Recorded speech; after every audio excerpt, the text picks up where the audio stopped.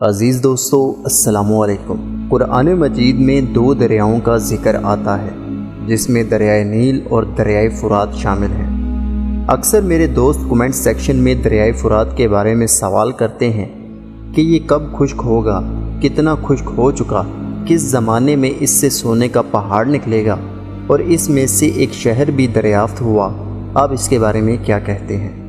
یہ ویڈیو کچھ اس طرح سے بنائی گئی ہے کہ یہ کم وقت میں آپ کے تمام سوالوں کا جواب دے سکتی ہے۔ حدیث پاک میں قیامت قائم ہونے کی ایک نشانی بتائی گئی ہے جس کا تعلق دریائے فرات سے ہے۔ دریائے فرات بڑا تاریخی دریا ہے اور ایک روایت کے مطابق یہ جنت سے جاری ہوتا ہے۔ یہ وہ تاریخی دریا ہے جس کو نبی کریم صلی اللہ علیہ وآلہ وسلم نے معراج کی رات دیکھا، اور حدیث مبارکہ میں ہے کہ معراج کی رات پیارے آقا صلی اللہ علیہ وآلہ وسلم کو سدرۃ المنتہا لے جایا گیا۔ وہاں 4 نہریں تھیں، 2 ظاہر اور 2 پوشیدہ۔ حضور اکرم صلی اللہ علیہ وآلہ وسلم نے جبریل سے پوچھا یہ نہریں کیسی ہیں؟ تو انہوں نے کہا کہ جو پوشیدہ ہیں وہ جنت کی نہریں ہیں، اور جو 2 نہریں ظاہر ہیں وہ نیل اور فرات ہیں۔ حضرت عمر رضی اللہ تعالی عنہ نے بھی اسی دریا کے متعلق فرمایا کہ اگر دریائے فرات کے کنارے ایک بکری کا بچہ بھی مر جائے تو مجھے اس بات کا خوف ہے کہ کہیں مجھ سے اس کے بارے میں بروز قیامت سوال نہ کر لیا جائے۔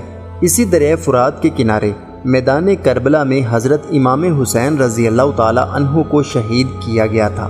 اس دریا کا تذکرہ کئی احادیث مبارکہ میں آیا ہے۔ دریائے فرات تقریباً 2780 کلومیٹر لمبا ہے۔ یہ ایشیا کا 15واں اور مغربی ایشیا کا سب سے بڑا دریا ہے۔ یہ دریا 6 ملکوں میں پھیلا ہوا ہے۔ یہ 2 شاخوں قائرہ اور مراد سے مل کر تشکیل پاتا ہے۔ یہ کھائیوں اور گھاٹیوں میں سے ہوتا ہوا جنوب مشرقی شام سے عراق میں ابو کمال کے مقام پر داخل ہوتا ہے۔ دریائے فرات پر ترکی نے 22 ڈیم بنا رکھے ہیں، جن میں سے اتا ترک ڈیم سب سے بڑا ہے۔ اس کے علاوہ شام نے بھی اس پر طبقہ یا طبقہ ڈیم بنا رکھا ہے۔ ان ڈیموں کی وجہ سے اس کے پانی کے بہاؤ میں کمی آئی ہے اور حد سے زیادہ آئی ہے، جو کہ ایک انتہائی خطرناک آنے والے وقت کی طرف اشارہ ہے، کیونکہ نبی کریم صلی اللہ علیہ وآلہ وسلم نے فرمایا قیامت قائم نہ ہوگی حتیٰ کہ فرات سونے کے پہاڑ سے کھل جائے گا۔ اس پر لوگ آپس میں جنگ کریں گے، یعنی فرات کا پانی خشک ہو جائے گا اور اس کی تہہ میں سونے چاندی کا خزانہ ظاہر ہو جائے گا، اور اس سونے کو حاصل کرنے کے لیے، اس کا مالک بننے کے لیے سلطنتیں جنگ کریں گی۔ اگر سیدھے الفاظ میں بیان کریں تو وہ سونا کیا ہوگا؟ وہ جنگ و جدال کی جڑ اور ہلاکت کا سبب ہوگا۔ اس لڑائی کے نتیجے میں پیارے آقا صلی اللہ علیہ وآلہ وسلم نے فرمایا ہر 100 میں سے 99 آدمی قتل ہو جائیں گے۔ ہر شخص یہی کہے گا کہ شاید میں ہی وہ ہوں جو نجات پا جائے۔ اس لڑائی جھگڑے سے بچنے کا طریقہ نبی کریم صلی اللہ علیہ وآلہ وسلم نے ہمیں یہ بتایا کہ قریب ہے کہ فرات سونے کے خزانے سے کھل جائے، تو جو وہاں حاضر ہو وہ اس میں سے کچھ نہ لے، یعنی اس سونے چاندی سے دور بھاگے، وہاں ٹھہرے بھی نہیں، کیونکہ اس پر بڑی لڑائی اور عام قتل و غارت گری ہوگی۔ نیز اس خزانے کے لینے سے عذاب الہی نازل ہوگا، بلائیں آئیں گی، یہ سونا خزانہ قارونی کی طرح منحوس ہوگا اور اس سے نفع لینا درست نہ ہوگا۔ اب جو بات آپ جانیں گے وہ اس کا وقت ظاہر کر دے گی۔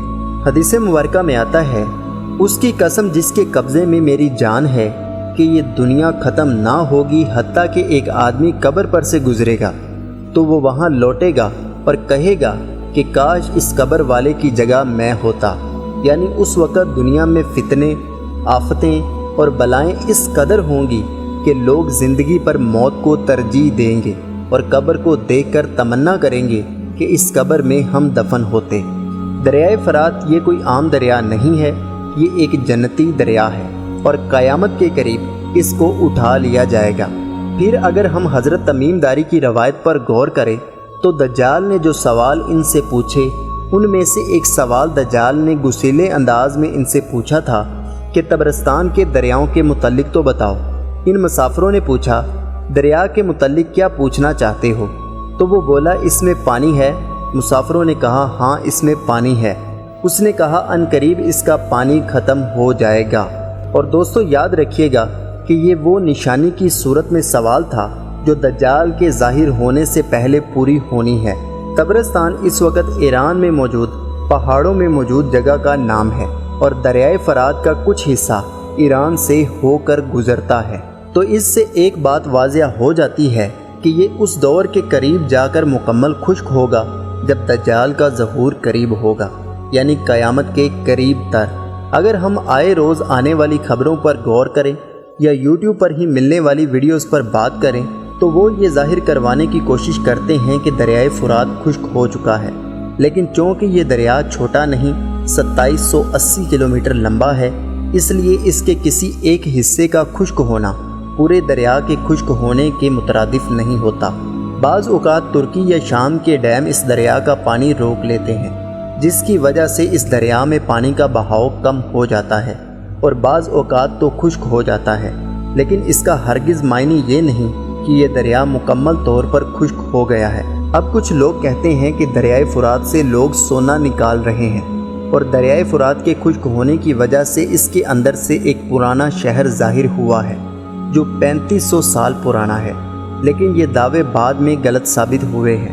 یہ شہر دراصل 2022 میں دریائے دجلہ کے خشک ہونے سے ظاہر ہوا تھا، جو کہ میتانی سلطنت کا حصہ تھا جو دریائے دجلہ کے کنارے آباد تھی۔ دریائے فرات سے سونا نکلنے کی جو اطلاعات ہیں وہ کچھ حد تک درست بھی ہیں اور کچھ حد تک نہیں بھی، کیونکہ قدیم زمانے میں دریائے فرات کے کنارے کے قریب سونے کی کانیں موجود تھیں، تو ہو سکتا ہے کچھ سونا انہی کانوں سے آیا ہو۔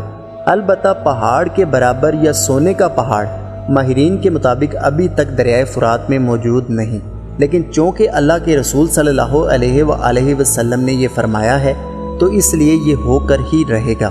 کچھ لوگوں کا کہنا ہے کہ یہاں سے جو تیل نکل رہا ہے وہی سونا ہے، کیونکہ ماضی میں تیل کے پیچھے ملکوں کے ملک اجاڑے جا چکے ہیں، اس لیے سونے کا پہاڑ دراصل تیل ہی ہے۔ تو یہاں ایک بات واضح کر دوں، حدیث میں بار بار سونے کے لفظ کا ذکر آیا ہے، اس لیے یہ سونا ہی ہوگا، تیل نہیں ہوگا۔ آپ اس کے بارے میں کیا کہتے ہیں؟ اپنی قیمتی رائے کا اظہار لازمی کیجیے گا۔ ویڈیو پسند آئے تو ویڈیو کو لائک کریں، چینل کو سبسکرائب کرنا مت بھولیے گا۔ اللہ حافظ، اللہ نگہبان۔